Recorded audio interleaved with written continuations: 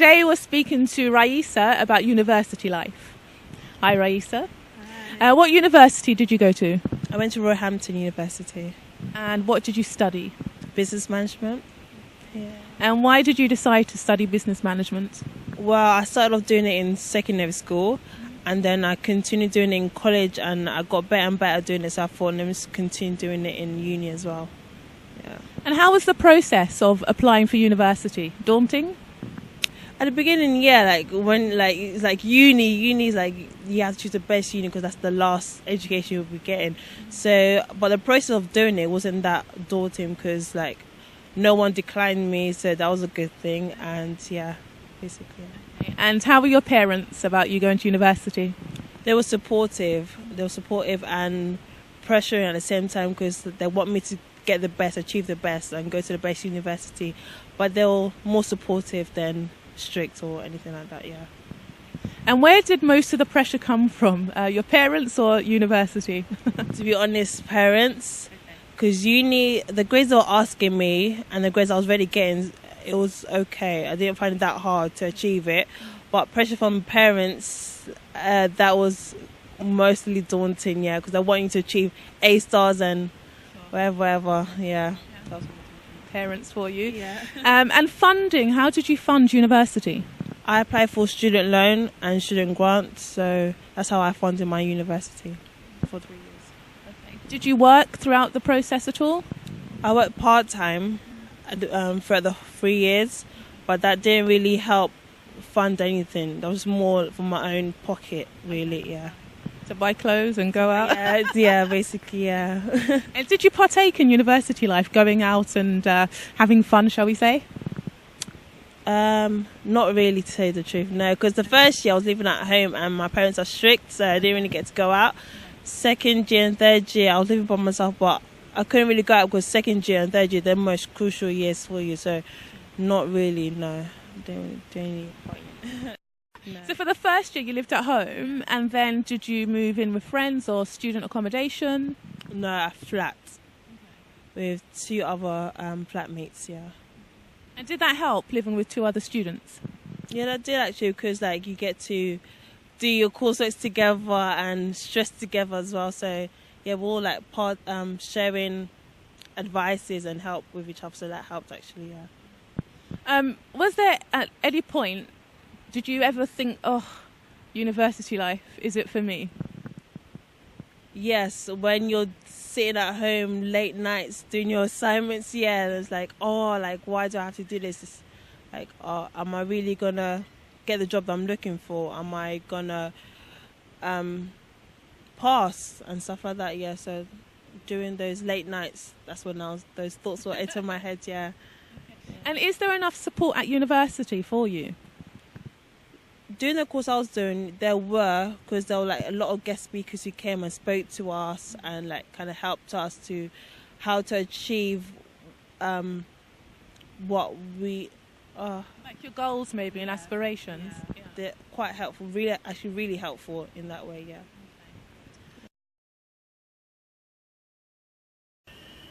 Right, today we're talking to Alfie about life after university. So hello, welcome Alfie. Good evening. How are you today? I'm fine, thank you. What did you study at university? I was studying anthropology, bachelor's. And how did you fund university? How did I fund it? Well, I had my government funding coming in, and then apart from that, I had a little bit of inheritance that saw me through a bit of the way. Tried to live pretty cheaply. It wasn't too bad, to be honest. I got through it all right. And how did you find university life in general? No, life was fun. You meet some good people. I don't know. I suppose it wasn't as serious as it should have been, really. And when did you graduate? A couple of years back, graduated. And what have you been doing since graduation? I've been working at Buena Vista Cafe on 19 Landau Road. Okay. It's a fine up-and-coming Cuban bar. With some rums from across the world. We've got around 80, 90 rums. Maybe you want to pan over, have a look. Got some which are completely exclusive to the bar, a few nice Cuban ones that you won't see outside of 1950. And has Music. okay, lovely, fantastic, lovely piano here. Have your studies come in handy for working in the bar? No, not really. And if you had the chance to do it all over again, would you study? Well, that depends on a few things. And what does that depend on? Depends on if somebody had given me a few different offers after I finished college, maybe do some of the things that I would have liked to have done just out of passion, and to have gone and played some saxophone up in the Alps, or to do these kind of things. I think it might have been a bit more tricky to get me to university. If I was being forced to pay the kind of fees that people are paying nowadays, then probably not, because the course I was doing wasn't one that will directly lead to any sort of career. It's not one that that anyone can kid themselves is going to definitely get them any further than McDonald's. So unless I'd really thought of some sort of career path, then probably not. But I mean, there's not much to set you on a career path at college unless you've really got the passion for something. What we Like your goals, maybe, and aspirations. Yeah. they're quite helpful, actually really helpful in that way. Yeah. All right, so you've now completed university. Yes. How was your graduation?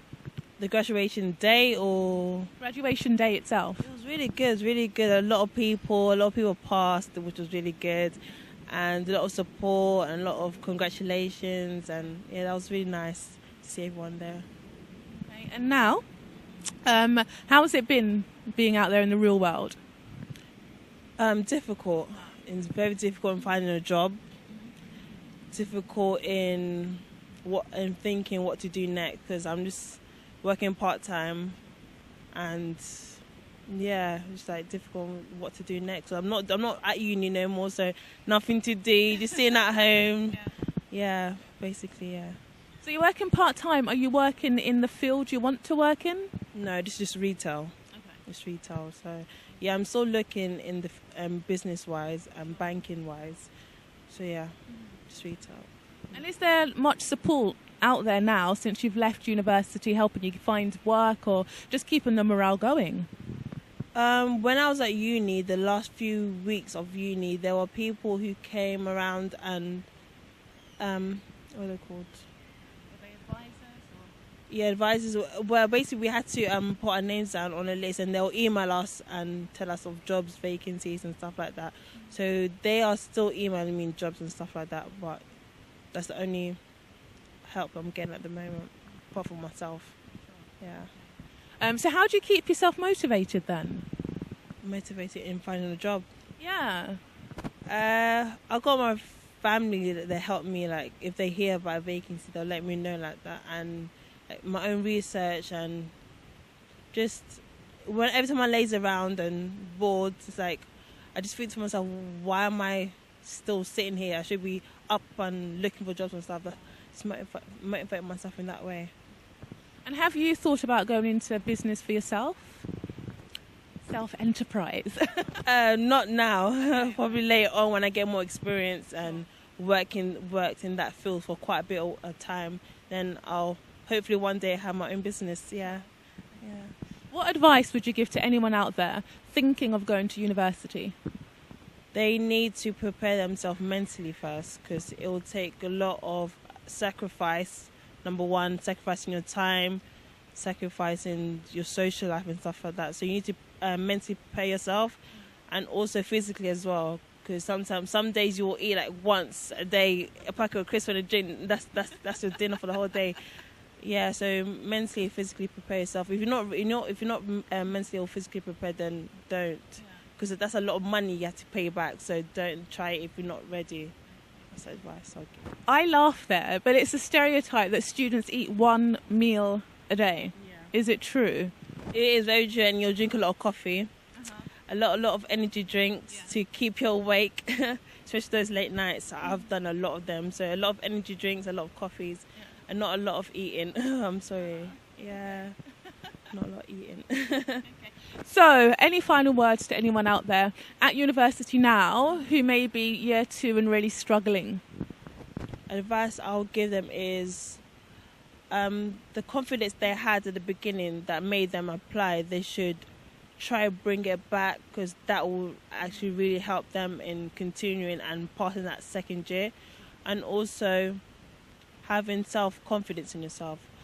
If you don't have confidence, then you'll flop. But just try and motivate yourself, try and encourage yourself all the time, and ask for help. If you need help, always ask, because the teachers are there to help you. So use them as much as you can, because that's what they're there for. So that's all advice I'll give them. Ask for help when you need it and self-motivate yourself. Yeah. After I finished college, maybe do some of the things that I would have liked to have done just out of passion, and to have gone and played some saxophone up in the Alps, or to do these kind of things. I think it might have been a bit more tricky to get me to university. If I was being forced to pay the kind of fees that people are paying nowadays, then probably not, because the course I was doing wasn't one that will directly lead to any sort of career. It's not one that that anyone can kid themselves is going to definitely get them any further than McDonald's. So unless I'd really thought of some sort of career path, then probably not. But I mean, there's not much to set you on a career path at college unless you've really got the passion for something. So what's the next step for Alfie? The next step, well, I'm playing concert tomorrow night, so try and work on my solos and make sure that goes down well. Look after the bar, look after my girlfriend, and then try and get out to Cuba and out to Basque Country, Spain, enjoy the food there, try and find some more of my long-lost family in Russia, do a ski season up in the Alps, as I was saying, where I can play jazz in the evenings and ski all day, do a little tour of all the independent bookshops around London, do a tour of the London Wall, go to Peru, see Machu Picchu, hunt the Kraken, track that down, go see some whales and listen to what they've got to say, because they've been around longer than most of us, so they're pretty wise. So it's fair to say that you've got a lot on. No, not really. That should all be done pretty soon.